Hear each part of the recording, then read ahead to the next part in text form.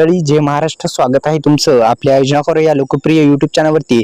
तर एकंदरीत पीएम किसान योजनेच्या माध्यमातून देण्यात येणारा 19वा हप्ता अखेर पंतप्रधान नरेंद्र मोदी यांच्या हस्ते वितरित होणार आहे. या संदर्भात सविस्तर बातमी आपण जाणून घेणार आहोत.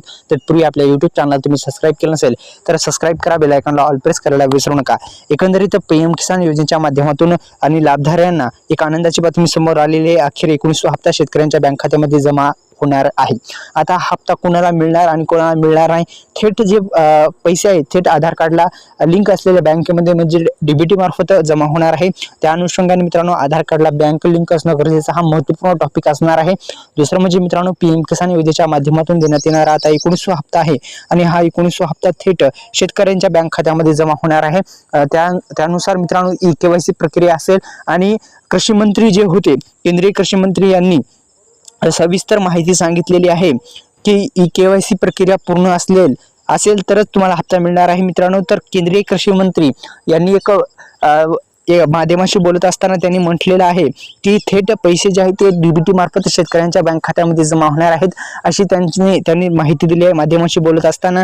तर या शेतकरी बांधवांना जे आहे ते हप्ता मिळणार नाही. कोणकोणते शेतकरी बांधव या संदर्भात सुद्धा सविस्तर माहिती आपण जाणून घेणार आहोत.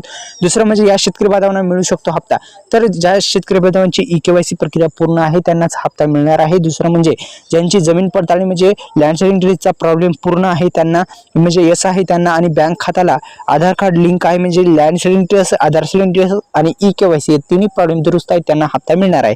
आता ते तिन्ही प्रॉब्लेम जे आहेत ते तिन्ही प्रॉब्लेम दुरुस्त नाही, त्यांना हप्ता मिळणारच नाही.